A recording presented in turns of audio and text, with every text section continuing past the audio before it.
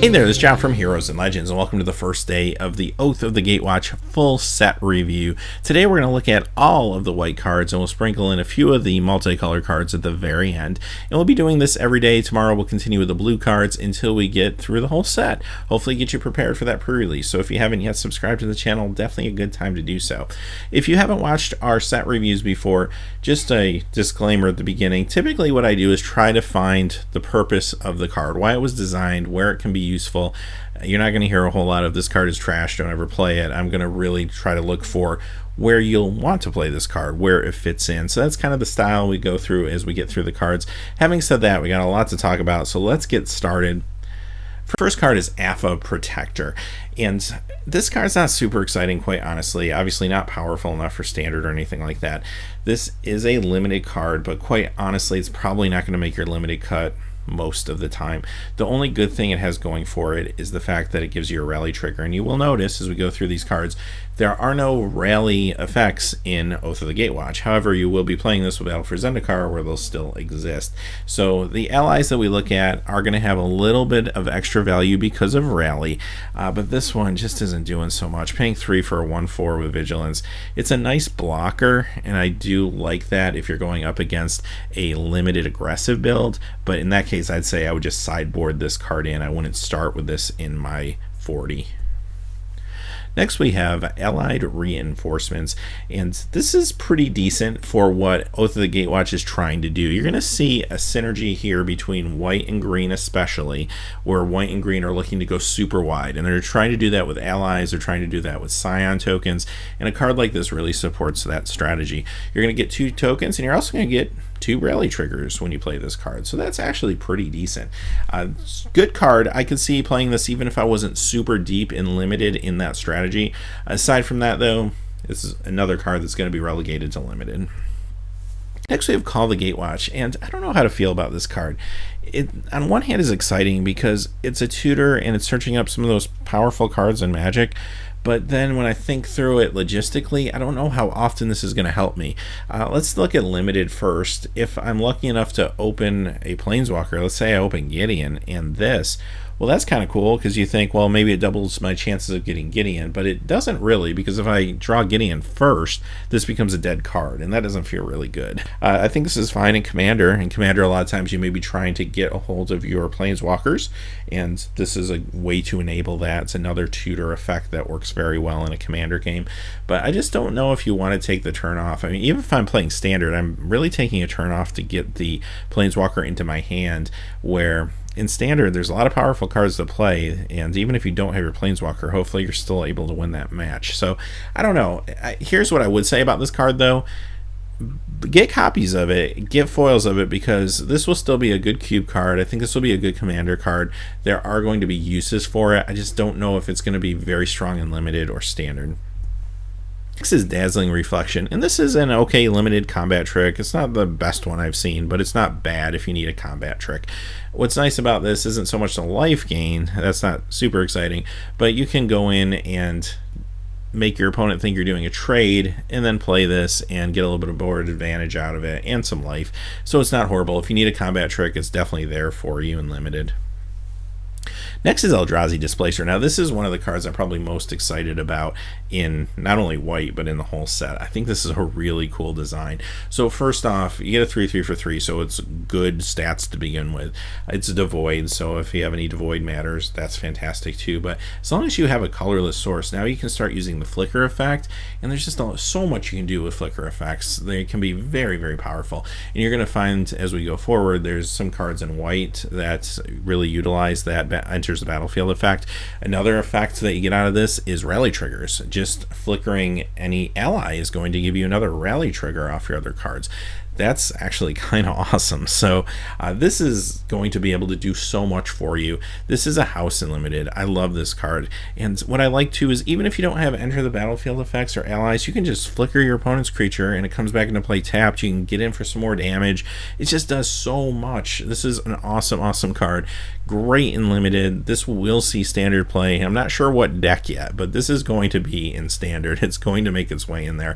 This could be a cube card in the future for sure, and it's also a very good commander card. I love this one all around. Expedition Raptor. This is a kind of expensive 2/2 flyer, but it does give you support 2 mechanic, which is a thing in that green-white deck. If you're playing the wide strategy, which is probably green-white, not always, but probably mostly, then in that case, you might put this in your limited deck. You might have better things to do with the 5-drop, but if you don't, this is there, and it will be okay for you. Next is General Tazri, and she's interesting because she's another tutor effect. This time you're getting an ally card. So in limited, if I can go and tutor for an ally, and I have a pretty strong ally build, maybe a lot of rally triggers, this becomes a very, very good card for me. If I don't have that going on, then this isn't very good. Then it's a 3/4 for 4, which you could just be doing better things with the 4-drop slot. I think it's a little too slow for standard. Tutor effects are good, but I think the ally decks in standard are trying to be a little more unfair. They're not just being ally tribal. They're kind of rallying the ancestors, that type of deal. So I don't think this card's quite as good in those type of decks, so I don't think you'll see it there. But obviously it's a great commander. This is a fantastic commander card. I'd actually like to see somebody build around this. I think it could be quite interesting. Next is Immolating Glare, and this is premium removal for white at the uncommon slot for 2. I think as we go through this set review, you're going to see that it feels that removal is being amped up a little bit, that we're getting it for a little bit cheaper than we've seen it in the last few years. I think that's good. Obviously, there's some real powerful creatures in this set and the previous set, so this helps balance the scales a little bit. Having said that, you'll play these all day in limited. The more copies, the better. This is awesome for you, and it's very economical. I also think it's cheap enough to see some standard play.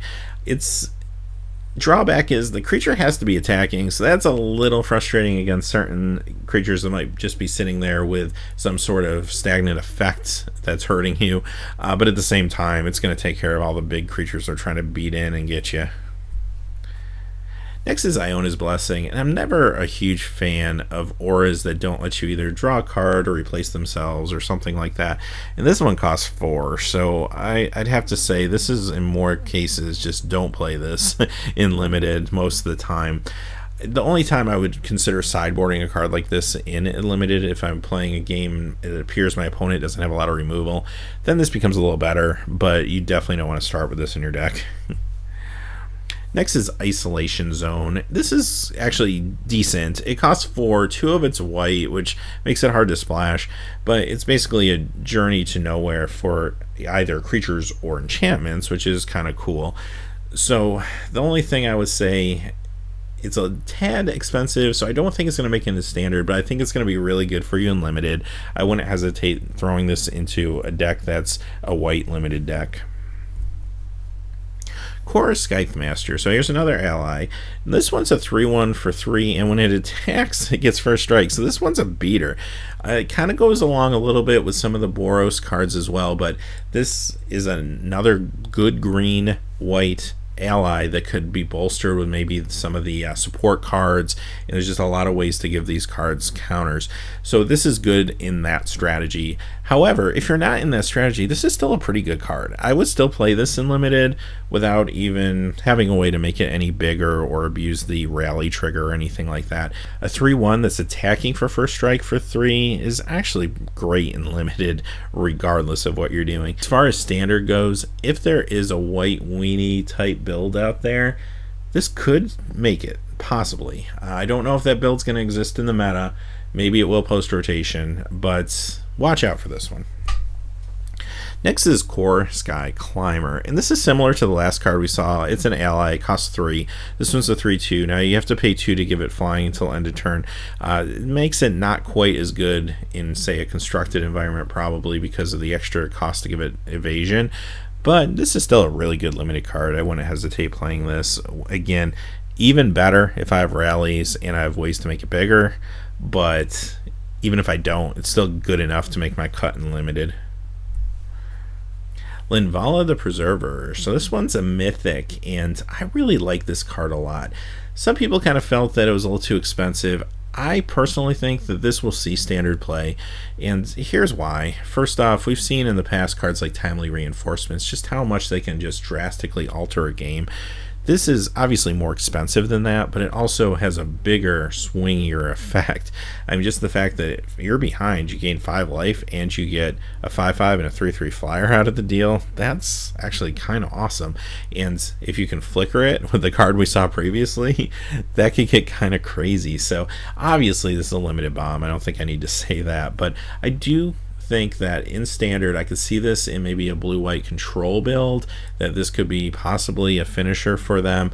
They're going to get behind in the early game because they don't have their control engine going yet. They're going to lose some life. They're going to be behind on creatures because they're not really trying to put a lot of creatures out, and then they throw this down on the board and move in for the kill. Watch out for this one. I think this could definitely get there. Next we have Make a Stand, and this is good again if you're going wide. This card is all about that green-white wide token, lots of little creature strategy. It can protect your creatures in a pinch if you needed to, or you just simply go in for the alpha strike by giving everything +1/+0. And the indestructible is nice too, because if something goes wrong, then you're not necessarily losing your creatures, they're just tapped. You just have to survive the next turn. McKindy Aeronaut. Not super excited about this one either. 1/3 flyer for 2. It's an okay blocker, similar to the card that started the show. But the ally trigger's a thing, so don't overlook that. If you need rally triggers, this is an okay card for you. Other than that, probably won't make your cut in limited. Mighty Leap. Now this is a reprint, obviously. It's a good combat trick. Some formats it's been great, other formats it's been kind of, it just depends on the format. I think it will be good in this one because there isn't a whole ton of flying, so giving a big creature like an Eldrazi flying or something could be pretty devastating for a turn. It's also a fantastic combat trick when you're on the defensive. I do think this is strong. I would certainly play this in limited. Next is Munda's Vanguard, and this is the first we're looking at the cohort effect. And I will say this about cohort. I'm not super excited about the idea of this mechanic. Just the idea of tapping this and another creature to get an effect just seems very, very costly. However, this card and maybe one or two others we're going to look at have a very powerful effect attached to it, which makes it maybe worth it. So looking at this from a limited point of view, it costs 5, it's a 3/3. You do get the rally trigger, so that's a thing. And now I have to wait a full turn. But if I can tap this and another ally, maybe a token or something, now all my creatures get a +1/+1 counter. That's actually pretty good. I'm probably only playing this though if I'm all in on that strategy. So if I'm in that green-white ally deck with support and cohort, this becomes good. If I'm not in that build, I might probably skip this card just because it's not really going to do enough and it's a little overcosted for a 3/3. Having said that, I really don't think it's getting anywhere in standard. It's just a little too expensive for what it does. Next is Oath of Gideon, and similar to previous card we looked at, this is going to give you 2 more tokens, but more importantly 2 rally triggers, so that's definitely a thing. And you can play, even though it's rare, maybe if you're lucky and you get a second copy, you get a good amount of tokens. As far as the Planeswalker extra loyalty counter goes, I don't think that's going to be much of a thing. I will say, when you look at this set as a whole, it appears that the Planeswalker kind of coming together and getting more powerful mechanic was originally a thing, and I think it got a little watered down in development. Maybe they found that it didn't work well in limited because the odds of getting a Planeswalker aren't really good, and you don't want a whole lot of support the Planeswalker cards if you don't have a Planeswalker. So it's kind of interesting. You can still see it in there, but I don't know if it's really strong enough to do anything in any format, and that includes even Commander. So it's a nice little bonus if it happens to work out for you, but more importantly, what this card is going to do is give you a couple tokens. Great, again, if you're going wide and you need those tokens and you have rally triggers, that's where this card's going to fit in limited. Next is Ondu War Cleric. Here's a cohort ability that is not very exciting for me. So it's a Grizzly Bear with upside. It does have the rally trigger as well, but tapping this and another ally to gain 2 life just does not feel good to me. I just feel like by the time you're tapping those cards, you're going to take more damage from attackers than anything else, or maybe you could be attacking in with these cards and doing damage. This one, I don't know. I really can't see myself playing this card in most cases. Relief Captain. So this is a support 3 card. Now it costs 4, 2 of it being white for 3/2. Again, it's an ally, so that's a thing, but it doesn't feel real good unless, again, I'm going wide. If I'm all in on that strategy, I'm green-white, I'm going for it, then yeah, I could see putting this into my limited deck. Searing Light. Well, this is an instant for 1. That's always good. Destroy target attacking or blocking creature with power 2 or less. That's where it kind of gets kind of sad, is 2 or less. However, it's not useless. Definitely a good sideboard card. And if you are going white-blue or white-red, the fact that it's a 1 casting cost spell could help for a possible Surge enabler. And we'll talk about Surge more, obviously, when we get to those colors. But watch out for 1-2 drops, because they could enable Surge in some limited decks as well. Shoulder to Shoulder. Now, I like this card, even if I'm not in the go wide deck, just because it replaces itself. So I'm probably going to have a couple creatures that I can give the counters to, and I get to draw a new card for 3 casting costs. That's okay by me. I think a lot of limited decks, I would play this regardless of whether I was in that strategy or not. And sometimes it won't make your cut, obviously, but if you're in that strategy, it's even better. Spawnbinder Mage. So this is another stronger cohort. This time you can tap this and another ally to tap target creature. And there are some big creatures out there that are very dangerous, especially people trying to just ramp into big stuff and just push it out on the board and get across. This card kind of stops that strategy and really slows it down. It's not bad. It slows down your plan in your board state, no doubt, but sometimes it's important to have a little more of a defensive stance against those ramp decks, and that's where this is going to fall into that type of limited game. So maybe a sideboard card, but I think it's pretty decent in some situations. Steppe Glider, and this one is actually pretty strong regardless of what kind of build I'm in. 2/4 flyer with vigilance for 5 is actually very good in limited. I'd be happy to play that. And then the fact that if I am going wide and I have either the cohort mechanic giving perhaps +1/+1 counters, or I have a support mechanic that I'm using, this becomes that much better by giving flying and vigilance to other creatures as long as I have the mana to pay for it. So this can be quite good in that deck. This becomes really good in that deck. But even if I'm not in that deck, it's still a very good limited creature. Stoneforge Acolyte. Now this is a 1-drop, so remember what I said about 1-drops, and it's an ally, so remember the whole rally thing. Aside from that, it's not very exciting. Unfortunately, here's the deal. So tapping this another ally, I only get to look at the top 4 cards in my library for an equipment card to put in my hand. That doesn't feel real good. And then the cards go to the bottom of my library, and if I hit my bomb and now it's at the bottom of my library, if I don't have a shuffle effect to get it out of there, that's not going to feel good either. So I don't know. It's just one of those things that I'm not sure where it fits. I really don't see myself playing this. Even if I had a fair amount of equipment, I still don't see myself playing it. And we're going to see as we go on later in the week, the equipment in this set is kind of underwhelming. I mean, they threw a lot of cheap stuff in there that's not super powerful. There's one that's pretty good, but for the most part, it's just kind of there to be equipment to go along with this card and a couple of the others. There does seem to be this sort of sub-theme of equipment in Boros, and this is part of that, but it doesn't seem really fleshed out or really as big as maybe it could have been.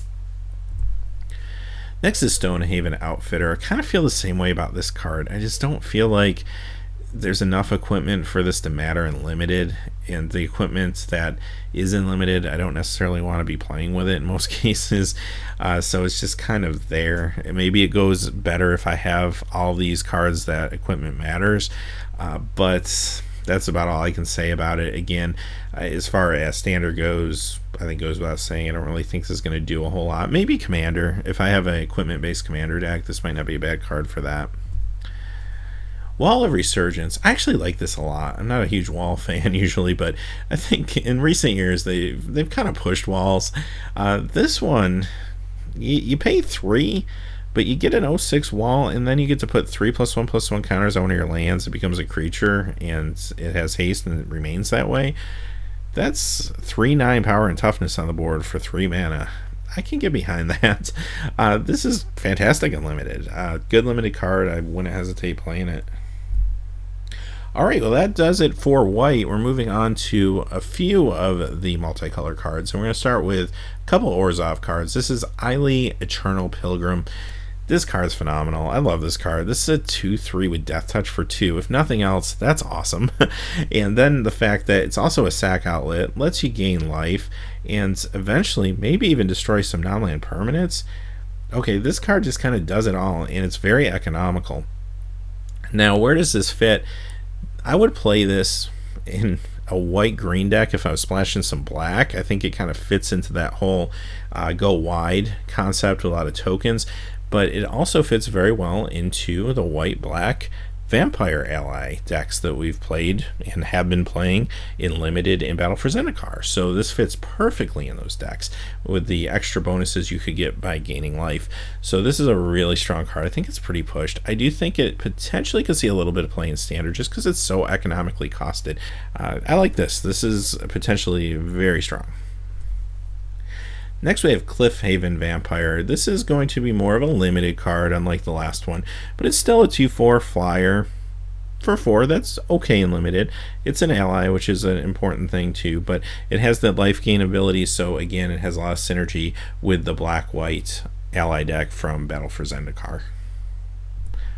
And finally, our last card of the day is Reflector Mage. This is another pretty interesting one.